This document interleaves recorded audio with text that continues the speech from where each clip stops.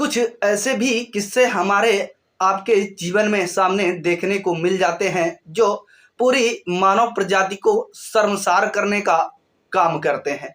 आज एक ऐसा ही किस्सा मैं आपको बताने जा रहा हूं जो रियलिटी है और जो अपने ही उत्तर प्रदेश की घटना है। और उत्तर प्रदेश की जो घटना है मैं आगे चल कर के बताऊंगा कि किस जिले से वो घटना है, और जो घटना है मैं उसके बारे में थोड़ा सा छायांकन मैं आपको बता देता हूं कि उसमें से किरदार कौन कौन से होते हैं। एक तो मेन इसका टॉपिक है बहन के दामन पर खून के छींटे। जो बहन होती है अपने भाई से इतना प्रेम करती है कि प्रेम की चक्कर में अपनी बीवी और अपनी साली को भाई जो है जान से मार देता है। तो इसमें से 4 किरदार हैं जो बाबूराम है और उसकी बहन गीता है और उसकी पत्नी नीलम है और उसकी एक साली भी है। तो ये 4 इसमें चित्रण हैं, 4 इसके किरदार हैं। तो मैं इस वीडियो को आगे बढ़ाता हूँ। आगे बढ़ा करके मैं आपको सारा कुछ जो भी कहानी है, घटनाक्रम को एक एक करके मैं आपको समझाता हूँ। जो मैंने कहानी ली है तो पुलिस की प्राथमिकी से ली है, ठीक है। तो आगे चलते हैं अपने वीडियो की ओर। बाबूराम अपनी ममेरी बहन गीता से ही प्यार करने लगा था। जब वह घर वालों की इसकी भनक लगी तो दोनों को एक दूसरे से दूर करने के लिए उन्होंने बाबूराम की शादी नीलम से कर देते हैं। और लेकिन बाबूराम ने गीता के लिए अपनी नवविवाहिता को ही ठिकाने लगा देता है और साथ में साली को भी ठिकाने लगा देता है। तो नमस्कार साथियों, मेरा नाम है योगेंद्र और आप देख रहे हैं आपका अपना यूट्यूब चैनल द स्टोरी तक।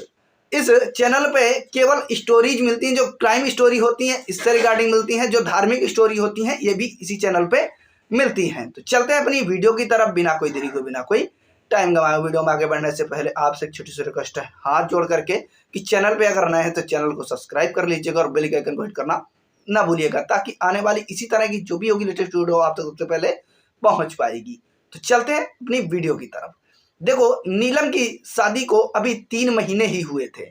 तब से वह सावन के महीने में अपने मायके गई हुई थी और रक्षाबंधन पर अपने 2 छोटे भाइयों को राखी बांधने के लिए, ठीक है। उसके बाद में वह अपनी ससुराल लौट जाना था। उसको रक्षाबंधन 10 अगस्त को था और 3 अगस्त को जब वह घर पे अपने माँ के साथ में कामकाज में हाथ बटा रही होती है तो तभी उसके मोबाइल फ़ोन में एक घंटी बजती है।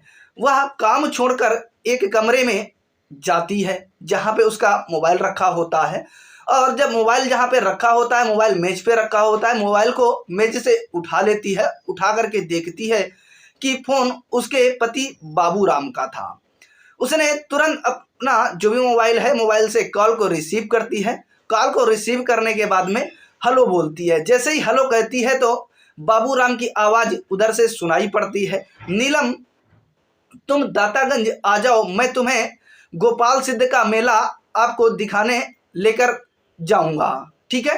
तो नीलम ने बहाना करके उसे टालना चाहा, लेकिन बाबूराम बोला देखो नीलम, ऐसा मौका बार बार नहीं आता है, ठीक है, इसीलिए आ जाओ, मैं तुम्हारा इंतजार कर रहा हूं। और जो बाबूराम है इंतजार कर रहा होता है उसके मारने का, उसके गला घोंटने का, लेकिन फिर भी कहता है तुम्हें मेले में इंतजार कर रहा हूँ, मेला ले जाने का इंतजार करता हूँ। तब वो नवविवाहिता होती है तो उसे अपने पति के कहने के मुताबिक ही चलना होता है। जो पति कहता है उसको वही करना होता है। तो नवविवाहिता को ये जो चीज़ें हैं उसको बुलाता है और मेला देखने का झांसा देता है। बाबूराम ने अधिकार भरे शब्दों में अपनी बात को कह करके अपना फ़ोन को काट देता है। जब फ़ोन को काट देता है, नीलम को बाबूराम पर बिल्कुल भरोसा नहीं हो रहा था, क्योंकि उसने 3 महीने उसके साथ में जो बिताए थे। तो 3 महीने में उसने जो भी जितना जान पाई थी उसको उससे लगने लगा था कि बाबूराम उसे कितना पसंद करता है, लेकिन वह उसका पति था और जिद कर रहा था, ठीक है, इसलिए जाना उसकी मजबूरी बन गई थी। उसने अपनी माँ को बताया और फिर अपनी छोटी बहन संगीता को साइकिल पर बैठा करके दातागंज चली जाती है। जब देर शाम होने पर भी नीलम संगीता के पास वापस नहीं लौटी तो उसकी माँ को चिंता सताने लगती है। माँ ने यह बात अपने पति हरभजन सिंह को बताई और उन्होंने नीलम और संगीता की खोजबीन को शुरू कर देते हैं और नीलम की ससुराल में फ़ोन करके पता करते हैं कि वे दोनों वहाँ भी नहीं गए हुए थे। बाबूराम भी घर पर नहीं था। जब गांव में फ़ोन करते हैं, घर में फ़ोन करते हैं, तो उसके लिए बाबूराम को भी बता दें बाबूराम भी घर पे नहीं है और कोई यहाँ पे आया भी नहीं है। हरभजन सिंह का परिवार बदायूं जिले के एक थाना दातागंज क्षेत्र के एक गांव केशोपुर में रहता था। उसकी 2 बेटियां थी और 2 बेटे थे। जब 2 दिनों तक खोजबीन करने के बाद भी बेटियों का कोई सुराग नहीं मिलता है, तो उसने थाना दातागंज में बाबूराम के विरुद्ध भारतीय दंड विधा की धारा 364 के तहत अपहरण का मुकदमा दर्ज करा देता है। जाकर के बाबूराम के खिलाफ रिपोर्ट इसलिए लिखाई जाती है क्योंकि उसी ने फोन करके नीलम को दातागंज के लिए बुलाया हुआ था। दातागंज के थाना प्रभारी विपिन कुमार ने बाबूराम के बरेली के थाना कैंट क्षेत्र के गांव भुआपुर स्थित घर पर दबिश दी, तो वह घर पर नहीं मिलता है। जब घर पर नहीं मिलता, इस पर विपिन कुमार ने बाबूराम के मोबाइल नंबर को सर्विलांस पे लगवा देता है और डाल देता है। 9 अगस्त को विपिन कुमार ने बाबूराम को धौलाघाट पुल पर होने की सूचना मिलती है और पुलिस टीम के साथ में वहां विपिन कुमार जी पहुंच जाते हैं। बाबूराम वहां इत्तेफाक से मिल भी जाता है और पुलिस उसे गिरफ्तार करके थाने ले आती है। थाने में जब उससे पूछताछ की गई तो उसने बताया कि उसने अपनी पत्नी नीलम और साली को उसी के दुपट्टे से गला घोट करके उसकी जान ले ली है और उनकी लाशें ढका गांव जो उसका ननिहाल था बाबूराम का, वहां पे गन्ने के खेत में लाशें दोनों पड़ी हुई हैं। ढका गांव दातागंज से लगभग 40 किलोमीटर की दूरी पर था और जिला बरेली के थाना विशारदगंज क्षेत्र में आता था। थाना प्रभारी विपिन कुमार ने अपनी टीम के साथ में उसे लेकर विशारदगंज चले जाते हैं। वहां से वह स्थानीय पुलिस के साथ में ढका गांव पहुंच जाते हैं। जब ढका गांव पहुंच जाते हैं तो बाबूराम के मामा के खेत में खोजबीन की जाती है। नीलम और संगीता की सड़ी गली लाशें कंकालनुमा हालत में मिलती हैं। पुलिस ने प्राथमिक की कार्रवाई को करके दोनों की लाशों को पोस्टमार्टम के लिए मोर्चरी मतलब कि पोस्टमार्टम हाउस पे भेज देते हैं, मतलब चील घर पे भेज देते हैं। इसके बाद दातागंज पुलिस बाबूराम को लेकर थाने आ गई। थाने में पूछताछ के दौरान बाबूराम ने हत्या के पीछे की जो कहानी बताई वह नाजायज रिश्ते की अपनी जिंदगी समझने वाले एक शख्स के खूनी खेल की कहानी थी, जिसमें उसका शिकार बनी उसकी जीवन संगिनी और निर्दोष उसकी जो साली होती है। अब नवविवाहिता 3 महीने ही हुए थे उसके विवाह के और उसके साथ में ऐसी घटनाएं घट जाएं, ये बहुत मार्मिक हो जाता है। महानगर बरेली के थाना क्षेत्र में गांव भुआपुर निवासी खंजनलाल किसान का सबसे छोटा बेटा था। बाबूराम पेशे से किसान, हरभजन के पास 7 बीघा जमीन थी, उसी से उसके परिवार का भरण पोषण भी होता था। बाबूराम ने इंटर तक पढ़ाई की थी। उसके बाद वह पिता के साथ खेती के काम में हाथ बटाने लगता है। बाबूराम की ननिहाल बरेली में ढका गांव में थी। उसने मामा के 3 बेटियां थी, जिनमें गीता, परिवर्तित नाम है ये, उसका नाम कुछ दूसरा है लेकिन परिवर्तित कर दिया गया है क्योंकि किसी की मतलब जो भी आइडेंटिटी हो वो छिपी रहे। सबसे जो बड़ी थी 18 साल की गीता का यौवन खूब दमक रहा था। वह भी खूबसूरत बाबूराम अक्सर अपने मामा के घर आता रहता था। गीता से उसकी खूब पड़ती थी। दोनों के बीच में भाई बहन का रिश्ता था। बचपन में एक दूसरे के साथ खेले थे, इसलिए एक दूसरे से काफ़ी घुले मिले हुए थे। मतलब दोनों एक दूसरे से अच्छे खासे से मतलब घुले मिले हुए थे और मिले मतलब अच्छे से जान पहचान थी। जब दोनों जवान हुए तो बाबूराम को गीता की खूबसूरती कुछ अलग ही नज़रिए से सुहाने लगी थी। जब उसको गीता को अलग नज़रिए से देखने लगा तो रिश्ते की याद आती तो फिर से गीता से नज़रें हटा लेता बाबूराम। और लेकिन जब उसका दिल उसे ऐसा करने की इजाज़त नहीं देता था तब बाबूराम की कोशिश कि वह रिश्ते के मर्यादा को बनाए रखे, लेकिन दिल के मामले में उसका वश नहीं चला और वह कोशिश करके हार गया। बाबूराम ने महसूस किया कि वह गीता के चाहने लगा है। उसके दीदार में उसके दिल को सुकून मिलता है और आंखों में ठंडक सी। गीता जब उसके साथ नहीं होती है तो कुछ भी अच्छा उसको नहीं लगने लगता है। उसके बिना जीने की कल्पना करना भी बेईमानी लगने लगती है उसको। लेकिन गीता का साथ पाने की उसकी इच्छा तभी पूरी हो सकती थी जब वह भी प्यार का जवाब प्यार से ही देती। काफी सोच विचार कर बाद में बाबूराम ने फैसला किया कि वह गीता से अपने दिल की बात जरूर कहेगा। गीता की वजह से बाबूराम अधिकतर अपनी ननिहाल में ही पड़ा रहता था। बराबर उसके संपर्क में रहने के कारण गीता भी उसके आकर्षण में बंसी गई थी।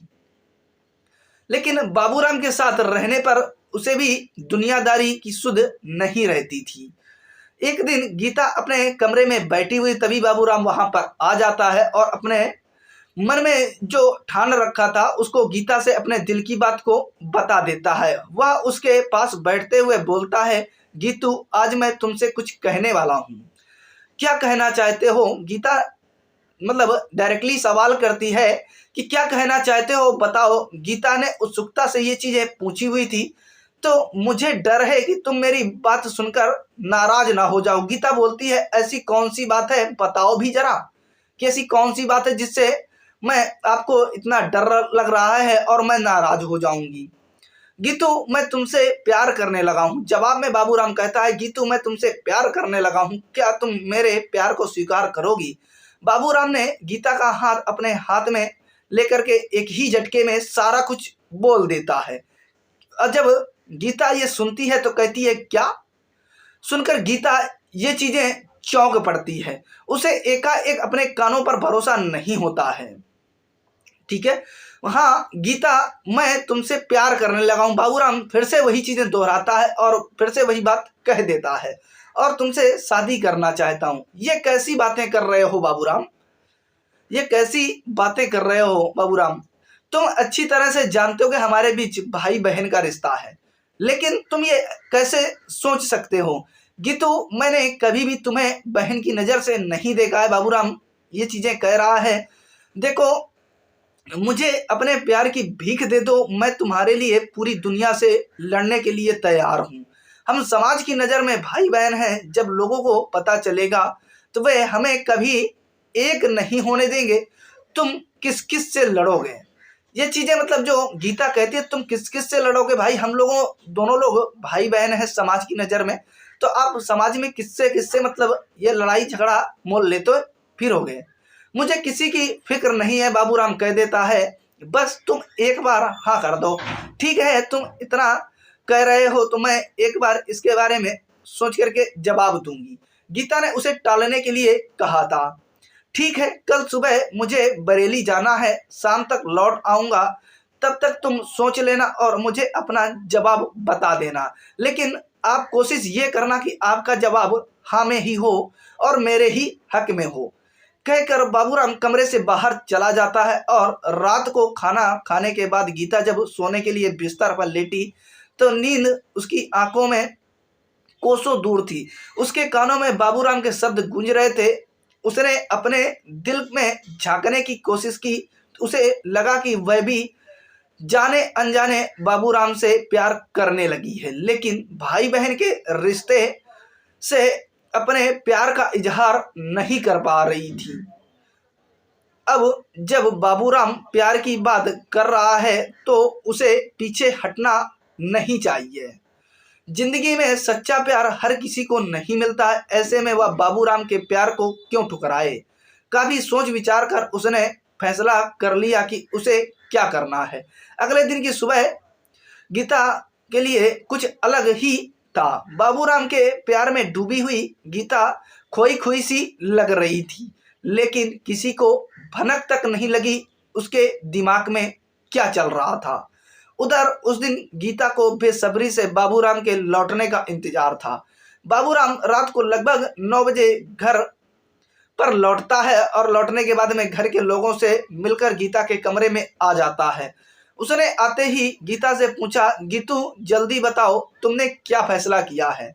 बाबू राम, मैंने रात भर काफ़ी सोचा और फैसला लिया है। तो गीता ने अपनी इस बात को बीच में कह करके रोक देती है, और जब ये बात रोकती है तो बाबूराम ये सब देख करके बाबूराम के दिल की धड़कनें बहुत तेज हो जाती हैं। वह उत्सुकता बस गीता का हाथ पकड़ कर बोलता है, बोलो गीता, मेरी जिंदगी तुम्हारे फैसले पर ही टिकी है। तुम्हारे इस तरह चुप हो जाने से मेरा दिल बैठा जा रहा है। बाबूराम ये चीजें कहता है और बाबूराम की हालत देखकर गीता एकाएक खिलखिलाकर हंस पड़ी। उसे इस तरह हंसते देखकर बाबूराम ने उसकी ओर सवालिया निगाहों से देखा तो वह बोली, मेरा फैसला तुम्हारे हक में ही है। ठीक है, ये चीजें मतलब जब गीता बोलती है तो यह सुनकर बाबूराम खुशी से झूम उठता और उसने गीता को बाहों में भर लेता है। गीता खुद को उससे छुड़ाते हुए बोली, आपने ऊपर मतलब अपने ऊपर है काबू रखो। अगर किसी ने हमें इस तरह देख लिया तो कयामत ही आ जाएगी। हमारा प्यार शुरू होने से पहले ही खत्म हो जाएगा। क्या करूं जीतू, तुम्हारा फैसला सुनकर मैं पागल सा हो रहा हूं। बाबूराम ये चीजें कहता है। ठीक है, लेकिन लोगों की नज़र में हम भाई बहन हैं, इसलिए वे हमारी शादी तो होने नहीं देंगे, लेकिन हमारी शादी जरूर होगी और कोई भी हमें रोक नहीं सकता है। लेकिन यह तो बाद की बात है। वैसे हमारे बीच जो भाई बहन का रिश्ता है यह एक तरह से अच्छा ही है, इससे हम पर कोई जल्दी शक नहीं करेगा। गीता भी बाबूराम की बात से सहमत हो गई और फिर उसने दिन में दोनों का प्यार परवान चढ़ने लगा। दोनों एक साथ घूमने और फिल्में देखने जाने लगे। बाबूराम और गीता मामा फूफा के बेटा और बेटी होने की वजह से भाई बहन लगते थे। ऐसे में दोनों के बीच जो कुछ भी चल रहा था उसे प्यार नहीं कहा जा सकता था। दोनों बालिग थे, इसलिए ना समझी भी नहीं कहा जा सकता था।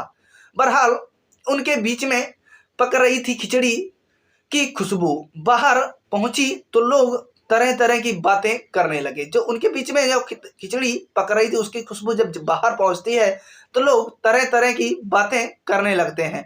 धीरे धीरे यह खबर दोनों के घर वालों तक पहुंच जाती है और सच्चाई का पता लगते ही दोनों के घर वाले में कोहराम सा मच जाता है। परिवार के लोगों में एक साथ बैठकर दोनों को समझाया कि रिश्ते की दुहाई भी दी, लेकिन उन दोनों पर कोई असर नहीं होता है। और हालांकि घर वालों के सामने दोनों ने उनकी हाँ में हाँ मिलाई और एक दूसरे से ना मिलने की कसमें भी खाई। उस वादे को दोनों ने कुछ दिनों के लिए निभाया भी, लेकिन कुछ दिनों के बाद वे दोनों फिर से मिलने लगे। ऐसे में बाबूराम के पिता ने उसकी शादी करा देने का निर्णय लेते हैं। शादी भी ऐसी कि चट मंगनी पट ब्याह वाला इनका सीन हो जाता है। भगवापुर गांव के ही एक परिचित ने उन्हें बदायूं जिले के एक गांव केशवपुर निवासी हरभजन सिंह की बेटी नीलम के बारे में बताया। यह बताने वाला परिचित हरभजन सिंह का एक रिश्तेदार था। नीलम को घर में पूनम के नाम से बुलाते थे। जब वह दातागंज के चिरौंजी लाल इंटर कॉलेज में इंटर की छात्रा थी तो नीलम बहुत ही सरल व शांत स्वभाव की युवती थी। वह बालिग हो चुकी थी, इसलिए उसके पिता को उसके विवाह की चिंता भी सताने लगी थी, जो स्वाभाविक सभी के मतलब पेरेंट्स को होने लगती है। जब नीलम के लिए बाबूराम का रिश्ता आया तो वह मना नहीं कर सका। उसके बाद सब कुछ इतना जल्दी तय हुआ कि उसे इतना वक्त नहीं मिला कि बाबूराम और उसके परिजनों के बारे में कुछ पता लगा सके। बाबूराम के घर वाले तो कुछ जानना ही नहीं चाहते थे। वह तो जल्द से जल्द उसकी शादी करके उसे बंधन में बांधना चाहते थे, जिससे वह गीता से सारे रिश्ते तोड़ दे। रिश्ता तय होने के बाद इसी साल 15 मई को दोनों का विवाह हो जाता है। नीलम मायके से विदा होकर अपनी ससुराल आ जाती है, लेकिन बाबूराम ने उसमें कोई रुचि नहीं दिखाई। बाबूराम पर तो गीता दीवानगी छाई हुई थी। वह किसी हाल में उसको अलग होना नहीं चाहता था। वह अपनी शादी होने से तो नहीं रोक पाया, लेकिन शादी के बावजूद वह नीलम को अपनी जिंदगी की जीनत नहीं बनना चाहता था। इसीलिए वह उसके साथ बेरुखी से पेश आने लगा। वह बात बात पर उस पर चिल्ला पड़ता, उससे उल्टा सीधा बोलने लगा। उसकी हरकतों से नीलम समझ गई कि वह उसे पसंद नहीं करता है। जब नीलम ये समझ जाती है कि उसे पसंद नहीं करता है, जरूर उसने किसी मजबूरी के तहत उसने विवाह मुझसे किया है। दूसरी ओर बाबूराम से मिला तो उन्होंने नाराजगी जताई और याद दिलाया कि उसने हमेशा उसी का रहने का वादा किया था, कोई भी उनके बीच नहीं आएगा। वह अपने वादे को कैसे भूल गया है। इस पर बाबूराम ने उससे कहा कि वह अपने वादे को नहीं भूला है, उसके अलावा वह किसी और को अपनी जिंदगी नहीं बना सकता। लेकिन जब गीता को ऐसी चीजें मतलब नीलम को अपने रास्ते का रोड़ा बताया तो बाबूराम ने उससे कहा कि वह इस रोड़े को हमेशा के लिए अपने रास्ते से हटा देगा। कुछ दिन की ही बात है। इसके बाद बाबूराम ने नीलम की हत्या की साजिश रचनी स्टार्ट कर देता है, मतलब शुरू कर देता है। सावन में जब नीलम अपने मायके आई तो बाबूराम ने अपनी साजिश को अंजाम देने का फैसला ले लेता है। इसके लिए उसने अपनी प्रेमिका के ही गांव और उसके पिता के खेत को ही नीलम का मृत्यु स्थल चुन देता है, मतलब मृत्यु का शमशान घाट वही समझ लेता है। 3 अगस्त को बाबूराम नीलम को फोन करके कहा कि वह दातागंज आ जाए। वह उसके गोपाल सिद्ध का मेला दिखाने के लिए साथ में ले जाएगा। नीलम ने आनाकानी की, लेकिन बाबूराम नहीं मानता है और नीलम को उस पर भरोसा पहले से ही नहीं था। इसलिए उसने अपनी बहन संगीता को साथ में ले लेता है और उसे साइकिल पर बैठाकर दातागंज पहुंच जाती है। वहां पहले से तय जगह पर बाबूराम उसे इंतजार करता है। मिला हुआ दहेज में मिली बाइक में आता है। नीलम की साइकिल एक जगह खड़ी करवा देता है और बाबूराम दोनों बहनों को बाइक पर बैठाकर मेला दिखाने लेकर चल पड़ता है।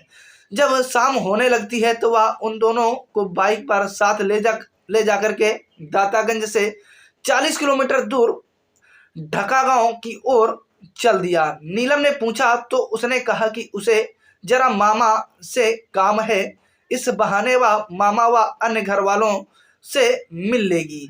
उसके इस जवाब से नीलम चुप हो जाती है। बाबूराम ने अपने मामा के मतलब जो गन्ने का खेत पर जाकर के अपनी बाइक को रोक देता है और नीलम को खेत दिखाने के बहाने लेकर खेत के अंदर लेकर चला जाता है। नीलम उसका सलवार कुर्ता पहने हुई थी।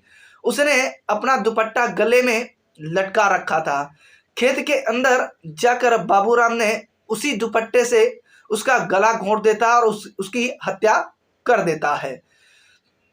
और खेत के अंदर जाकर बाबूराम ने उसी दुपट्टे से गला घोंट करके उसकी हत्या कर देता है। हत्या कर दी, वह बेचारी चीख भी नहीं सकी। इसके बाद वह खेत से निकलकर बाहर आया और संगीता से कहा कि उसकी बहन अंदर गिर गई है और उसके पैर में काफी चोट आई है।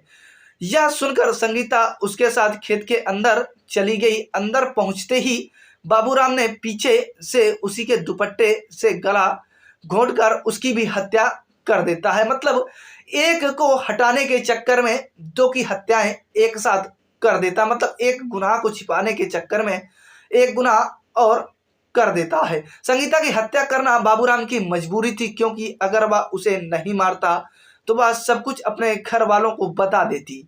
इस तरह संगीता बहन के साथ बेवजह मारी जाती है।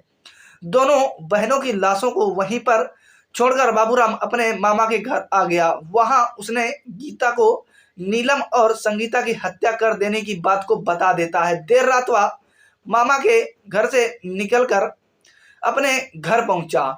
वहाँ उसे पता चला कि उसके ससुर हरभजन सिंह को पता है कि नीलम और संगीता उसके साथ गई थी और वह उनके और उसके बारे में पूछ रहे थे।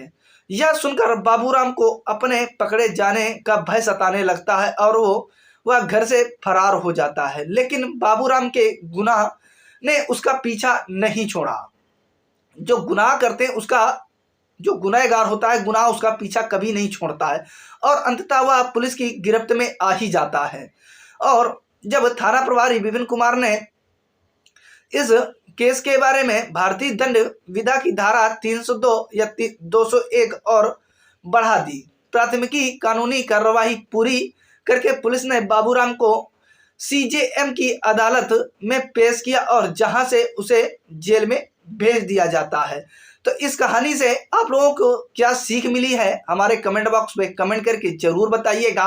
क्या इसी तरह की रोचक कहानियां आप तक पहुंचाने का और प्रयास करूं, या कहानी का कोई भी डाइवर्जन करना हो तो आप लोग जरूर हमें कमेंट बॉक्स में कमेंट करके जरूर बताइएगा, ताकि मेरा भी मोटिवेशन बना रहे और आपको जो भी मतलब नया कंटेंट मिल सके तो अच्छे से और सही से जो भी मतलब आपकी डिमांड होगी वही कंटेंट आप तक पहुंचा सकूं। तो आई होप मेरी ये जो वीडियो थी आपको अच्छी लगी होगी। अगर अच्छी लगी है तो हमारे चैनल को लाइक शेयर सब्सक्राइब करना बिल्कुल ना भूलिएगा और दोस्तों के साथ में शेयर थोड़ा सा तो कर ही दीजिएगा, क्योंकि आप लोगों के सपोर्ट से ही हम यूट्यूब पे सस्टेन कर पा रहे हैं। और हालांकि ये मेरा सेकंड चैनल है, एक जो फर्स्ट चैनल है यूनिवर्सल कानपुर है, एक और चैनल है हमारे पास में, तो उसमें से मतलब उसमें प्रमोशन नहीं करना चाहते क्योंकि मैं डायरेक्टली नीचे से ग्रोथ करके आप लोगों तक पहुंचना चाहता हूं। क्योंकि जो भी कहानियां होंगी आपको रोचक कहानियां होंगी, जो भी आपका डिमांड होगा वही कहानियां आप तक पहुंचाने का मैं प्रयास करूंगा। आई होप मेरी जानकारी आपको सही से समझ में आ चुकी होगी। मिलते हैं नेक्स्ट कमाल के वीडियो पे, तब तक के लिए जय हिंद, जय भारत, थैंक्स फॉर वॉचिंग।